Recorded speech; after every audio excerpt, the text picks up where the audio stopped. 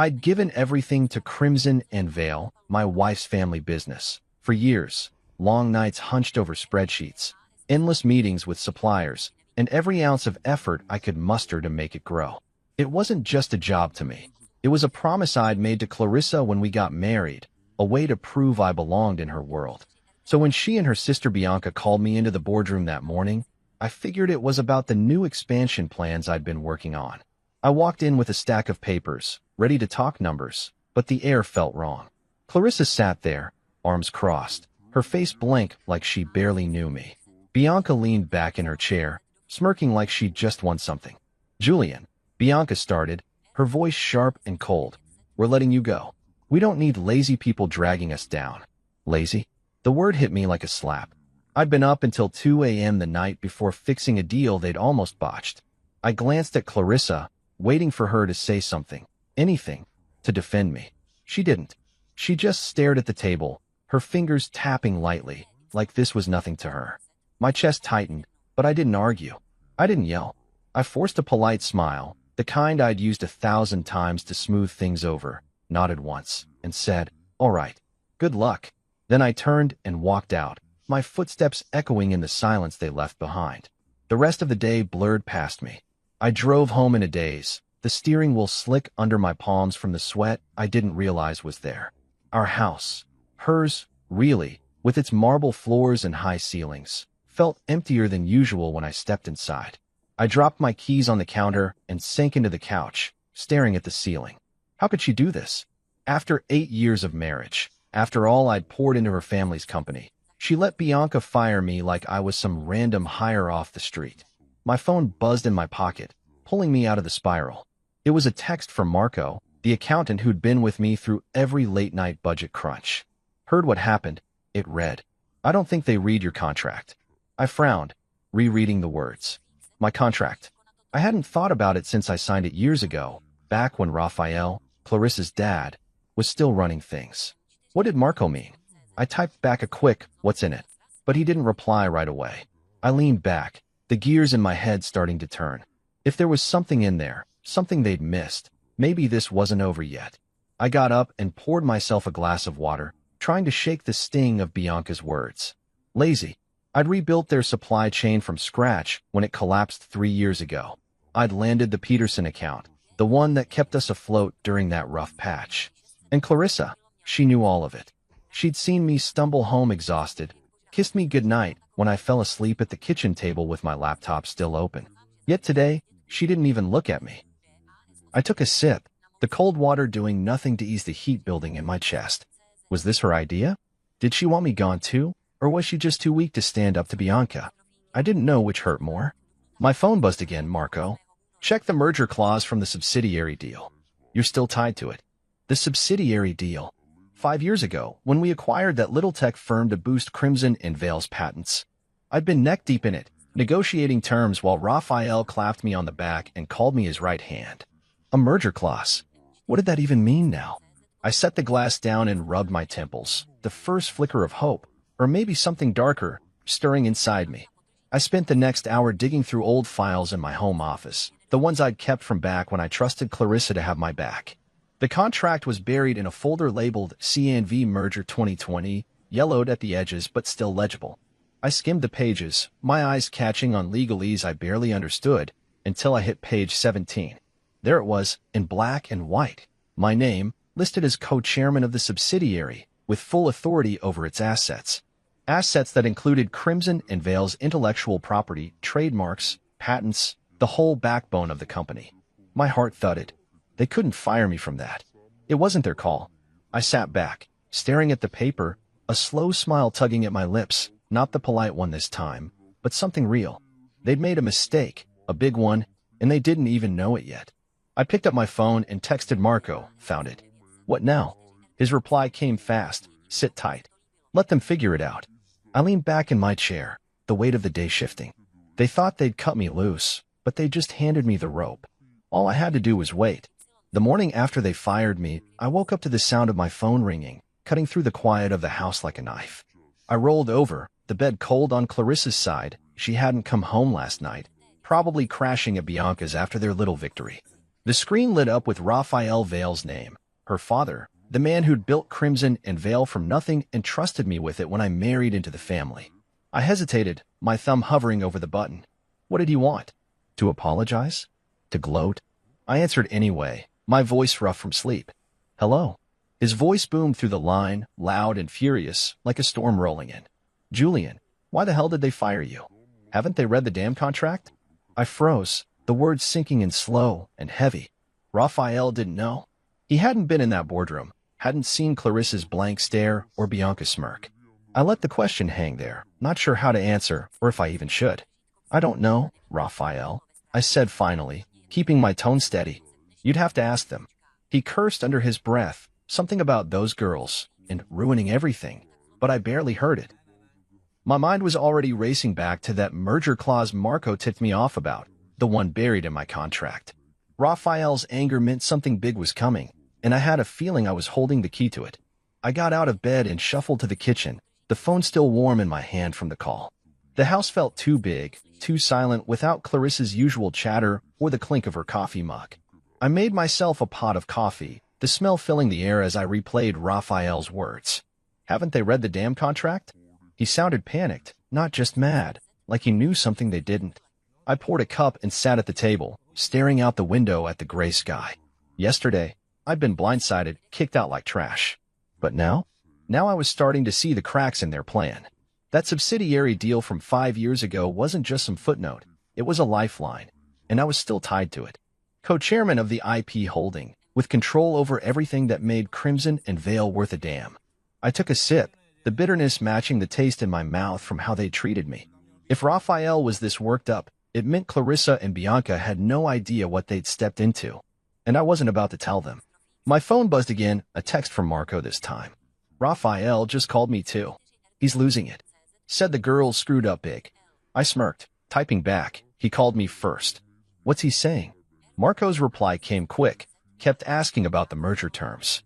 Think he's worried about the patents. The patents. Of course. Crimson and Vale wasn't just a name. It was a brand built on tech designs and trademarks, all locked up in that subsidiary I'd helped acquire. Without my signature, they couldn't license anything, couldn't move forward on new deals.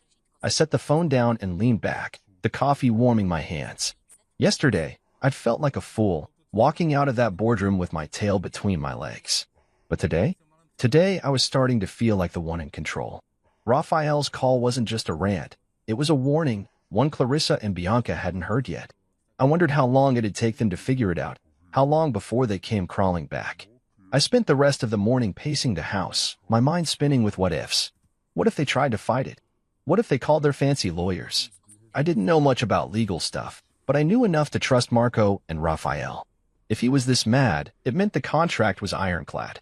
I stopped by the window again, watching a delivery truck rumble down the street.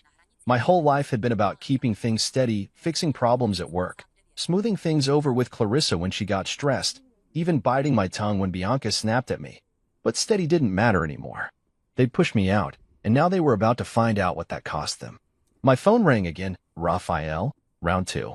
I picked up, ready this time. Julian, he said, quieter now, like he'd worn himself out. I'm sorry about this. I didn't know they'd pull something so stupid. I nodded, even though he couldn't see me. It's done, I said. But what's in that contract, Raphael? What's got you so riled up? He paused, then let out a dry laugh. You're still co-chair of the subsidiary. They can't run the company without you. I didn't say anything. Just let that sink in. He was right. And they didn't even know it yet. I was still reeling from Raphael's call when the reality of it all started to settle in, heavy and real, like a weight I could feel in my bones. Clarissa and Bianca had fired me without a second thought, but now they were about to find out what that really meant. It was late afternoon when Marco texted me again. They're in a meeting with the lawyers. Word is, they just read the contract. I could picture it, Clarissa sitting stiff at the head of the table, Bianca pacing like a caged animal, both of them staring at those pages like they'd turned to poison. I didn't have to be there to know what they'd found.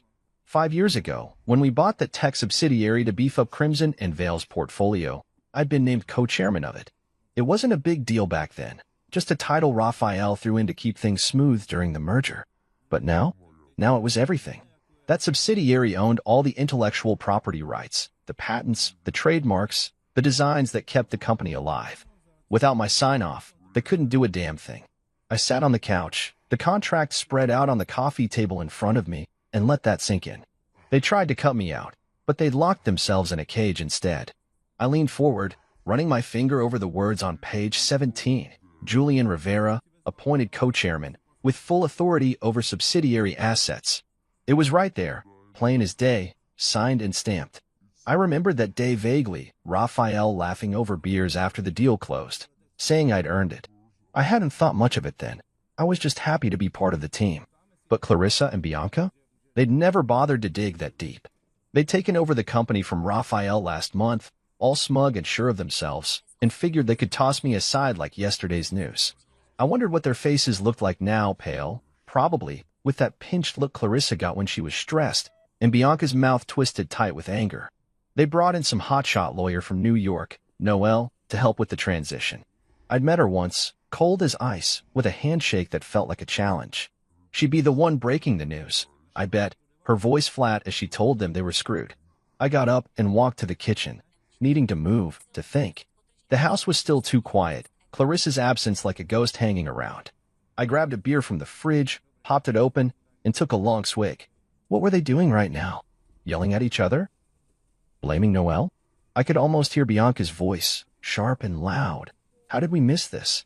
And Clarissa, quieter, trying to stay calm even though her hands would be shaking.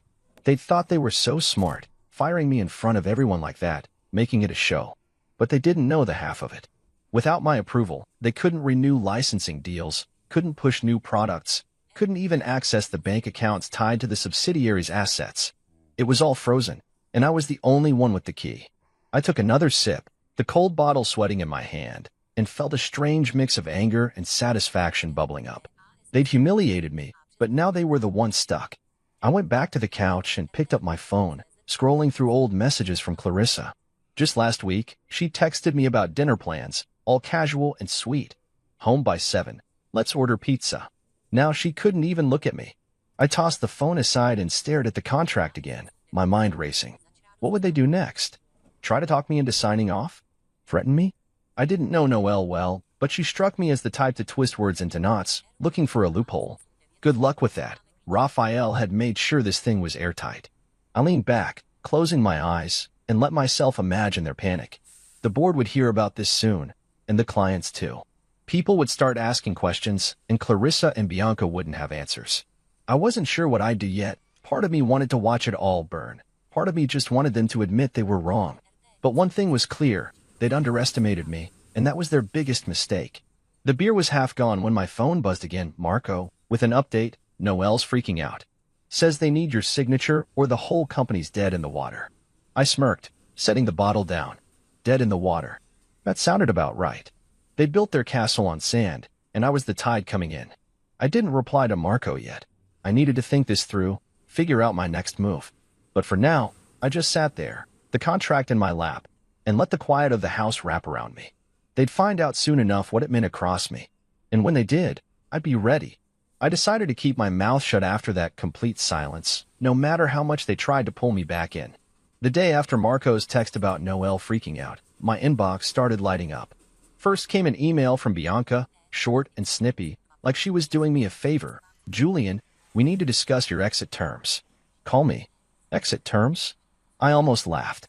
She still thought she was in charge, like I was some loose end she could tie up with a quick chat. I didn't reply. Then Clarissa texted, her words careful, like she'd rehearsed them. Can we talk? This got out of hand. Out of hand? She'd sat there while her sister called me lazy and kicked me out of the company I'd helped build. I stared at the message for a minute, my thumb hovering over the screen, but I didn't type anything back. I tossed the phone on the couch and walked away. They didn't deserve my words, not yet. If they wanted to squirm, I'd let them. I had the upper hand now, and I wasn't about to give it up just because they were starting to sweat. I needed to clear my head, so I drove into town, the familiar streets blurring past as I replayed everything in my mind. The contract, Raphael's call, Marco's updates, it was all piling up, but I wasn't ready to act. Not until I knew exactly what was happening on their end. I pulled into a little coffee shop I used to hit with Geraldine, Raphael's old assistant, back when we'd grab lunch between meetings. She'd always liked me, said I was the only one who treated her like a person instead of a secretary. On a whim, I called her. "Julian," she answered, her voice warm and surprised. "I heard what those girls did. You okay?" I smiled despite myself. "I'm fine, Geraldine. Just figuring things out. What's the word over there?" She laughed, low and knowing. "Chaos, honey. Absolute chaos." She told me clients were calling nonstop, confused about delayed contracts. Suppliers were holding shipments, waiting for approvals that weren't coming. Investors were spooked, whispering about pulling out. "They're running around like headless chickens," she said. "And that Noelle? She's snipping at everyone, but she's got no answers." I ordered a coffee while we talked, the barista sliding it across the counter with a nod. I took a sip, letting Geraldine's words paint the picture. Chaos. Good. They brought this on themselves, thinking they could toss me aside and keep everything running smooth. I thanked her and hung up, settling into a corner booth with my drink. The place was quiet, just a few people tapping away on laptops, the hum of the espresso machine in the background. I leaned back, staring out the window at the gray day outside. Clarissa's text kept nagging at me. This got out of hand. Like it was an accident, like she hadn't chosen to sit there and let it happen. I'd loved her once, really loved her. Those early years when we'd stay up late dreaming about the future, her head on my shoulder. But now? Now she was a stranger, and I wasn't sure I wanted her back in my life, even if she begged. I took another sip, the coffee bitter on my tongue. They could send all the emails and texts they wanted. I wasn't budging. My phone buzzed again, another email, this time from Bianca, longer and dripping with that fake politeness she used when she was mad. "Julian, we're trying to resolve this amicably. Ignoring us isn't helping. Let's meet and sort it out." Amicably. Right. Like firing me in front of the whole board was amicable. I deleted it without a second thought. Geraldine's voice echoed in my head, clients panicking, suppliers freezing up, investors walking away. That was their mess now, not mine. I didn't owe them a lifeline. The contract gave me power, sure, but it was my silence that was really hitting them. Every hour I didn't respond. Every day I stayed quiet. Their world crumbled a little more. I finished my coffee and left the cup on the table, the warmth still lingering in my hands as I stepped outside. The air was cool, a light wind tugging at my jacket. I felt steady for the first time since that boardroom, like I was standing on solid ground while they flailed. Driving home, I thought about what Geraldine said, how Noelle had no answers, how the staff were whispering about jumping ship. It wasn't just about the patents or the trademarks anymore. It was about trust. They'd lost it with the clients, with the suppliers, with everyone who'd kept Crimson and Veil afloat. And me? I didn't have to say a word to make that clear. I pulled into the driveway, the house looming dark and empty, and sat in the car for a minute, engine off. My phone stayed quiet now. No more messages, no more pleas. Maybe they were finally getting it. I wasn't their fix-it guy anymore. I wasn't their anything. I got out, locked the car, and went inside, the silence of the house matching the silence I'd chosen. Let them figure it out. Let them fall. I'd been quiet for days, letting Clarissa and Bianca stew in the mess they'd made, when I finally decided it was time to break my silence. But not to them. Not yet. The board had been emailing me nonstop, polite at first, then pushy, asking for clarity on the operational delays, rocking Crimson and Veil. I could have ignored them too, let the whole thing collapse under its own weight, but something in me wanted them to know exactly what was happening and why. So I sat down at my desk, the contract spread out like a map, and typed up a reply. Not a rant, not a plea, just the facts, cold and clear, from me, Julian Rivera, co-chairman of the subsidiary they'd forgotten about. I laid it out. The merger clause from 5 years ago, my legal authority over the intellectual property, and how, without my signature, nothing could move. Not the trademarks, not the patents, not a single deal. I didn't ask for my job back or beg for forgiveness. I ended it with one line. I'm asking for accountability, not reinstatement. Then I hit send, copied every board member, and leaned back in my chair, the weight of it lifting just a little. They'd wanted me gone. Now they'd see what that cost. The house was still empty, Clarissa's absence a constant hum in the background, but I didn't mind it as much today. I got up and made myself a sandwich, ham and cheese, nothing fancy, while my phone stayed quiet. Too quiet, maybe. I figured the board was scrambling, passing my email around like a hot potato. Raphael had half of them in his pocket, Old-timers who'd watched me grind for years, while the newer ones probably sided with Clarissa and Bianca, dazzled by their big talk. My email would split them down the middle, and I was fine with that. Let them argue. Let them pick sides. I took a bite of the sandwich, the bread sticking to the roof of my mouth, and wondered who'd crack first. Raphael had already called me twice since that first rant, leaving voicemails I hadn't answered yet. "Julian, we need to fix this," he'd said in the last one, his voice rough. Fix it? He'd handed the company to his daughters, and they'd broken it. That wasn't my problem anymore. By evening, my phone started buzzing again, text from Marco, who'd somehow become my eyes and ears without me even asking. "Board's freaking out," he wrote. "Half want to bring you back, half think the girls can lawyer their way out." I smirked, typing back, "Let them try." Noelle might be sharp, but she couldn't rewrite a contract that had been signed and sealed years ago. I set the phone down and walked to the window, the sky turning orange as the sun dipped low. Rumors were starting to swirl, Marco said, whispers that the board might offer me full control of the IP arm, cut Clarissa and Bianca out completely. I didn't know if I wanted that. Part of me did. Sure, the part that still stung from Bianca's lazy jab and Clarissa's cold stare. But another part just wanted them to admit they'd screwed up, to look me in the eye and say it. I crossed my arms, watching a car roll by outside. Power was nice, but accountability? That was better. I went back to my desk, the sandwich half-eaten on a plate, and pulled up my email again. Replies were trickling in now, careful ones, like they were afraid to pick a side. One guy, an old friend of Raphael's named Tom, wrote, "Julian, this is a mess. We didn't know about the clause. What do you want out of this?" I didn't answer. What did I want? I wasn't sure yet. Yesterday, I'd been happy to watch them sink, but now, with the board dangling options, I had to think bigger. I leaned back, rubbing my eyes.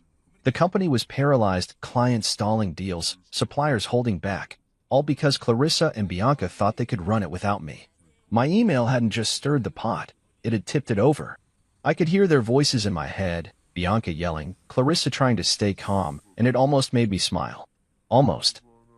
The night stretched on, and I didn't sleep much, just sat there with my thoughts and the hum of the fridge in the background. Marco texted again around midnight. Heard Raphael's pushing for a meeting. "Wants you in the room." I didn't reply. A meeting sounded like a trap. Get me in. Smooth talk me into signing something. Pretend it never happened. But the board splitting? That was real. If Raphael's half won out, I could come back on my terms, not theirs. I got up, grabbed a glass of water, and stood in the kitchen, the cold tile under my feet grounding me. They'd fired me like I was nothing, but now I was everything. The leverage was mine, and I wasn't giving it up cheap. Let them fight it out. Let them beg. I'd wait. I was in the middle of making coffee, the pot gurgling on the counter, when my phone rang, Clarissa's name flashing on the screen. I stared at it for a second, the sound cutting through the quiet morning like a warning. She hadn't called since the firing, just sent those careful texts I'd ignored. Part of me wanted to let it ring, keep the silence I'd been holding on to, but curiosity got the better of me. I picked up, keeping my voice flat. "Yeah." There was a pause, then her voice came through, softer than I expected, strained like she hadn't slept. "Julian, can we meet? Please." I didn't say anything right away, just let her words hang there. Meet? After everything? I could hear the desperation under her tone, the crack in that cool front she'd kept up in the boardroom. "Why?" I asked finally, leaning against the counter. She sighed, a shaky sound. "This whole thing, it's a misunderstanding. I want to fix it. A misunderstanding." I almost laughed, but I didn't. I just said, "Okay. Noon. That place on 5th. She agreed quick, like she was afraid I'd change my mind, and hung up. I set the phone down, the coffee smell filling the air, and wondered what she'd try to pull. I got to the restaurant early, a little spot we used to go to back when things were good, with tables, soft lighting, the kind of place that felt warm once. Now it just felt like a stage for whatever this was. I sat in a corner booth, sipping water, watching the door. Clarissa walked in right on time, her coat pulled tight around her, her face pale and tired. She saw me and forced a smile, the kind that didn't reach her eyes, then slid into the seat across from me. "Hey," she said, her voice light, like we were just catching up. I nodded, keeping my expression blank. "Hey." She fidgeted with her napkin, then leaned in a little. "Julian, I'm sorry about how this went down. It wasn't supposed to be like that." I raised an eyebrow, waiting. She kept going, her words tumbling out now. Bianca pushed for it, and I didn't know how to stop her. We can work this out, right? You don't have to freeze everything. I listened, my hands still on the table, not smiling, not moving. She was trying to charm me, like she used to when she'd messed up, big eyes, soft voice, all of it. But it didn't hit the same anymore. The waiter came by, and she ordered a salad, her fingers twisting the menu before she handed it over. I got a burger, keeping it simple. When he left, she tried again. We need you, Julian. The company's a mess without those approvals. Can't we just put this behind us? I took a sip of water, letting her stew for a second. Then I heard Bianca's voice in my head, lazy, and saw Clarissa's blank stare from that day. I set the glass down, slow and deliberate. A mess, huh? Funny how that works. She blinked, caught off guard, but before she could answer, I kept going. You didn't say a word when she fired me. You just sat there. Now it's a misunderstanding. Her face flushed, and she looked down, picking at the napkin again. I didn't want it to happen like that, she mumbled. Bianca said we needed a clean break, and Noelle backed her up. I thought she stopped, like she knew it sounded weak. I leaned forward, my voice low. You thought what? That I'd just take it. She didn't answer right away, and then the food came, breaking the tension for a second. I took a bite of the burger, chewing slow, watching her poke at her salad like she'd lost her appetite. She glanced up, trying a new angle. Bianca's the one who pushed it. She convinced me it was best for the company. Noelle said it was legal. I swallowed, setting the burger down. Noelle's wrong. And Bianca doesn't get to pin this on anyone. You both signed off on it. Her eyes widened, like she hadn't expected me to push back so hard. Julian, please, she said, her voice cracking. We can fix this. Just sign off on the IP stuff, and we'll figure out a role for you. A role? Like I was some kid begging for a spot at the table. I wiped my hands on a napkin, looking her dead in the eye. You fired me like a stranger, Clarissa. Now deal with the consequences. She went still, her fork halfway to her mouth, then set it down. You're really going to let the company fall apart? She asked, almost whispering. I shrugged, taking another bite. Not my call anymore. You made it yours. She stared at me, like she was seeing me for the first time, and I could tell she didn't know what to say. The charm wasn't working, and the excuses were running dry. I finished my burger while she sat there, picking at her food, the silence between us thick and heavy. When the check came, I paid for mine and stood up. Good luck, I said, same as I'd said in the boardroom, and walked out. She didn't follow. I didn't look back. I woke up the next morning with Clarissa's words still rattling around in my head. You're really going to let the company fall apart? She'd said it like I was the one breaking everything, not her and Bianca with their stupid power play. I rolled out of bed, the sheets tangled from a night of tossing, and made my way to the kitchen. The house felt emptier every day, but I was getting used to it. I brewed some coffee, the hiss of the machine filling the silence, and decided it was time to stop waiting. They weren't going to fix this themselves. I had to push harder. So I sat down at my desk, pulled up the contract again, and drafted a notice. Not to Clarissa, not to Bianca, but to every partner Crimson and Veil worked with, clients, suppliers, the whole list. I kept it simple. All licensing agreements and contracts tied to the subsidiary were frozen until new terms were negotiated. No threats, no drama, just the truth. I was the co-chairman, and without my say-so, nothing moved. I hit send, copied the board, and leaned back, the coffee mug warm in my hands. Let's see how they handled that. The day went quiet after that. No calls or texts, just the hum of the fridge and the occasional car outside. I figured they'd need time to feel it, time for the emails to land, for the panic to set in. I wasn't wrong. By afternoon, my phone started lighting up, not from Clarissa or Bianca, but from clients. First was a guy named Paul, who ran a tech firm we'd licensed designs to. Julian, what's going on? He asked, his voice tight. We can't get approvals, and our production stalled. I kept my tone calm, professional. I'm handling it, Paul.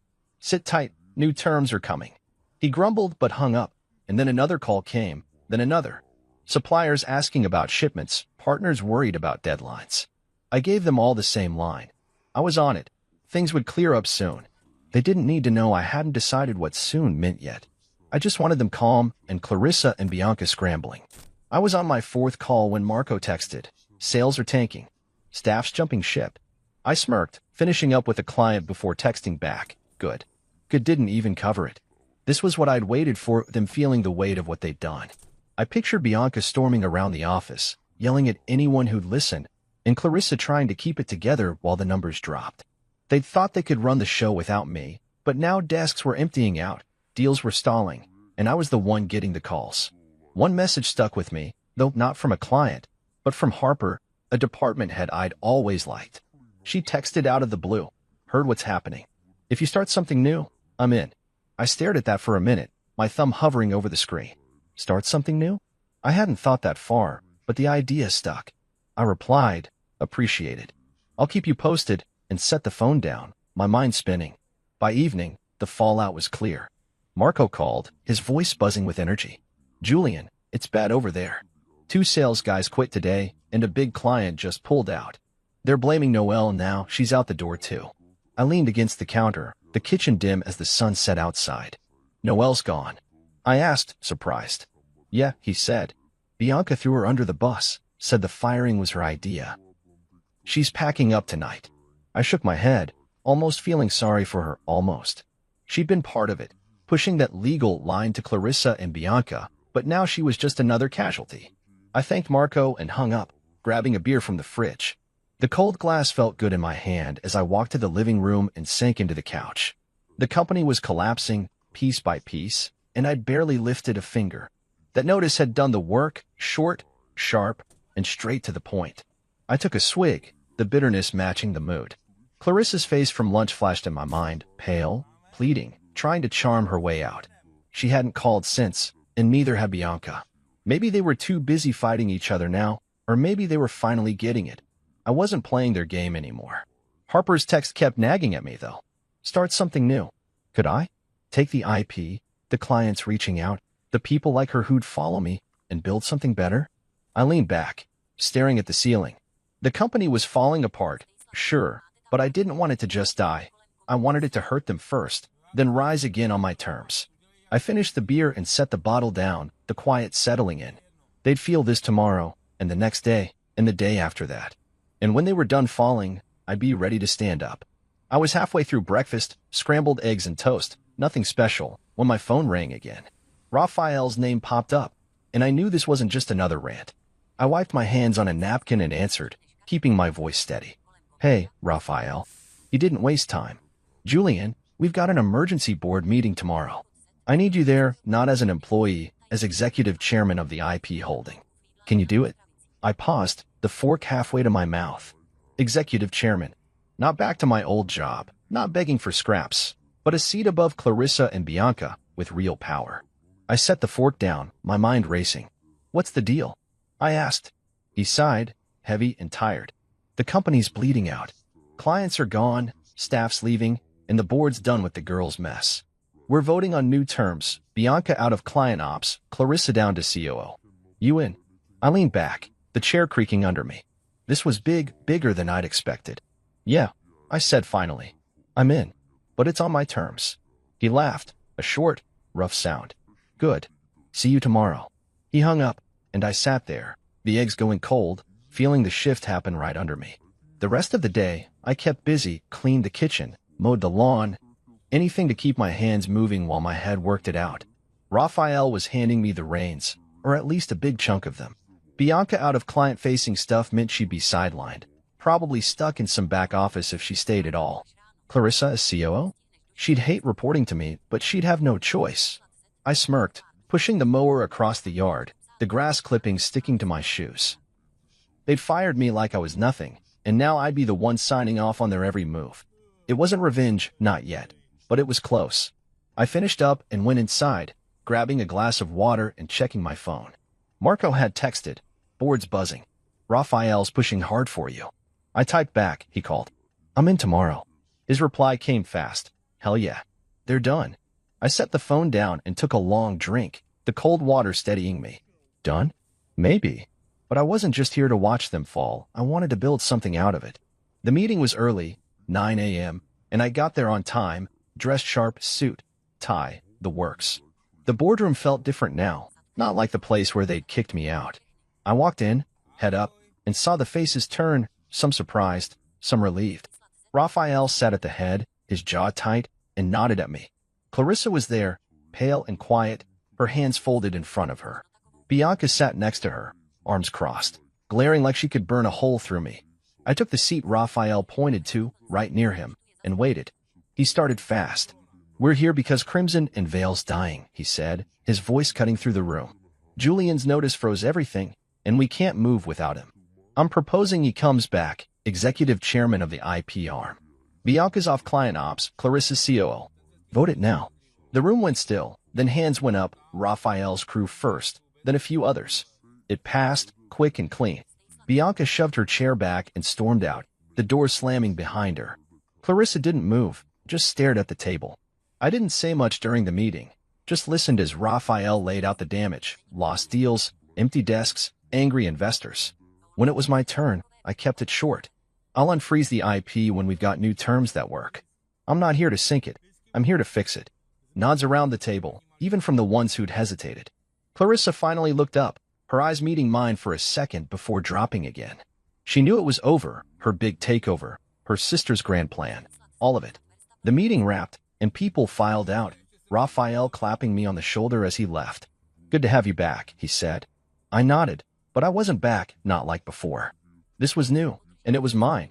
Clarissa lingered, gathering her things slow, like she wanted to say something. I didn't wait. I walked out, the boardroom behind me, and headed to my car. The air outside was cool, the sun just climbing, and I felt steady, grounded. Back home, I sat at my desk, the contract still there like a trophy. The vote was done, but the work was just starting. I'd have to unfreeze the IP soon, get clients back on board, stop the bleeding.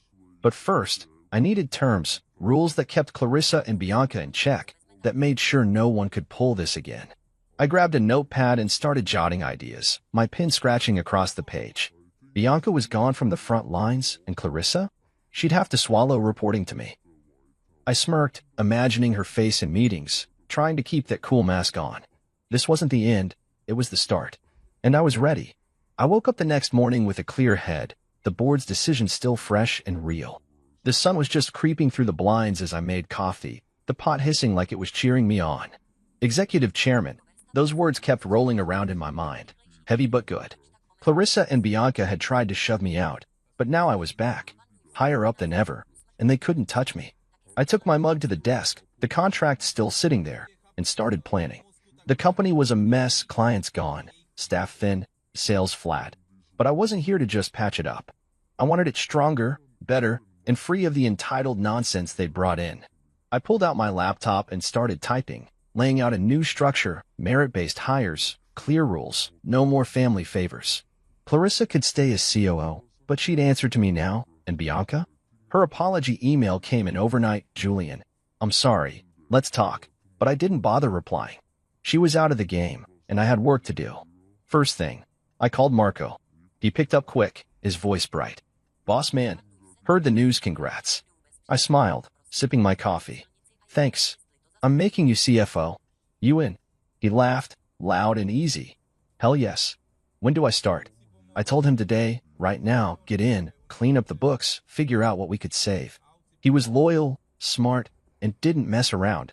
I needed him. Next, I texted Harper, the department head who'd offered to jump ship with me. VP of Brand Strategy. "You still mean it?" Her reply came fast. "Absolutely. I'm there." I nodded to myself, adding her to the list. New talent, people I could trust. That's how we'd turn this around. I spent the morning sketching it out, cut the dead weight, bring in fresh faces, rebuild from the ground up. The old Crimson and Vale was gone. This was mine now, and I'd make it work. By noon, I was back at the office, not my old desk, but a new space they'd cleared out, big windows and a view. Clarissa was already there, sitting in a meeting room with some of the staff, her face tight but professional. I didn't go in, just watched through the glass for a second. She glanced up, saw me, and looked away fast, like she couldn't hold it. Good. Let her feel it. I settled into my chair and started emails, clients first, short and straight. IP's unlocking soon, new terms coming, stick with us. A few replied quick, relieved, saying they'd wait. Then suppliers, same deal, we're sorting it, shipments resume next week. The responses piled up, cautious but hopeful, and I could feel the tide turning. This wasn't just about holding power, it was about using it right. Afternoon hit, and I called the first meeting, me, Marco, Harper, and a few others I'd cherry-picked from the old crew. Clarissa had to be there too, part of her COO gig, and she walked in last, her heels clicking sharp on the floor. She sat across from me, hands folded, eyes on the table. I didn't waste time. We're restructuring, I said, passing out my notes. Merit hires, no favoritism. Marco's CFO, Harper's VP of brand. Clarissa, you'll handle ops, daily reports to me. She nodded once, quick and stiff, not arguing. Marco grinned, flipping through the pages, and Harper leaned in, already tossing out ideas. We went for hours, budgets, timelines, new branding plans, building something real while Clarissa sat quiet, taking notes. She tried to keep her dignity, her voice steady when she spoke, but I could see it wearing on her. Every decision ran through me now, and she couldn't dodge that. After, Marco hung back, clapping me on the shoulder. This is solid, Julian. We've got a shot. I nodded, stacking my papers. Yeah, just keep the numbers tight. He left, and I stayed, watching the office empty out. Clarissa lingered too, gathering her stuff slow, like she was working up to something.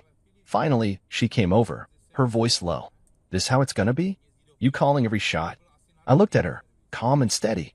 You wanted me out. This is what you get instead. She swallowed, her jaw tight, then turned and walked away. I let her go, the door clicking shut behind her. She'd stay in line, she had to, or she'd lose what little she had left. I wrapped up late, the sky dark outside, and drove home. The radio off, just my thoughts for company. The company was shifting, new blood, new rules, and me at the top. I'd given Geraldine a call earlier, offered her a fat exit package to retire happy, and she'd cried, saying I was the best of them. Maybe I was. I pulled into the driveway, the house still quiet, but it didn't feel so hollow now. This wasn't about revenge anymore. It was about making something that lasted, something they couldn't ruin. I'd keep Clarissa on a leash, ignore Bianca's groveling, and build it my way. Tomorrow, I'd start again, and it'd be better than they ever dreamed. I woke up early, the house still dark, and felt a quiet kind of strength settling in me. Something steady, like the ground after a storm. Months had passed since the board meeting, since I'd taken the reins as executive chairman, and Crimson and Vale was finally breathing again. I made coffee, the familiar gurgle filling the kitchen, and thought about how far we'd come. Clients were back, loyal and steady, their trust rebuilt with every deal I'd signed off on. Investors had returned too, pumping money in once they saw the numbers climb. Clarissa stayed distant, doing her job as COO but never pushing me, never daring to step out of line. Bianca was long gone, her apology email still unanswered in my inbox. I didn't need her groveling, I'd moved past it. Today wasn't about them anymore. It was about locking in a legacy, making sure no one could ever be tossed aside like I was. I sat at my desk, the contract still there like an old friend, and started writing the final piece, new bylaws, a clause to protect the company and me for good. The office was buzzing when I got in, the air alive with people who actually wanted to be there. Marco had the books in shape, his grin wide as he waved me over. Numbers are up again, he said, sliding a report across my desk. Best quarter in years. I nodded, flipping through it, sales strong, costs down, everything clicking. Good work, I told him, and meant it. He'd stepped up, just like Harper had, her new branding rolling out smooth and sharp, pulling in clients we'd never touched before. I'd build a team, not a family dynasty, and it showed. Clarissa was in her office, door closed, probably going over the ops reports I'd asked for. She sent them every day now, on time, no excuses, professional, but cold. I didn't care. She'd lost her chance to be anything else to me. I turned back to my screen and kept typing, the bylaws taking shape, rules for fair hires, clear authority, a legacy clause that tied the IP to merit, not blood. No one would pull what they did again. Mid-morning, I called a quick meeting. Just me, Marco, Harper, and a couple board reps Raphael had sent. Clarissa had to sit in too, her chair squeaking as she settled across from me. I laid out the bylaws, keeping it simple. This protects us, I said, passing copies around. No more power grabs, no more firing people without cause. The IP stays with the company, but only under leadership that earns it. Marco nodded, skimming the pages. Smart. Locks it tight. Harper chimed in, clients will like the stability. The board guys agreed, one scribbling notes, the other just saying, Raphael's on board. Clarissa stayed quiet, her pen tapping the table once, twice, then stopping. I didn't look at her long, just enough to see her jaw tighten, then relax. She knew this boxed her in, kept her from ever climbing back to where she'd been. Good. The vote was fast, unanimous, and I signed it right there, the pen heavy in my hand. It was done. After, I walked the floor, something I'd started doing to keep things real, talking to staff, hearing them out. They smiled now, not the fake kind from before, but real ones, like they trusted me. One guy, a new hire, stopped me. "Thanks for this, Julian. Feels different here." I clapped his shoulder, said, "That's the point," and kept going. The place hummed, phones ringing, keyboards clicking, deals closing.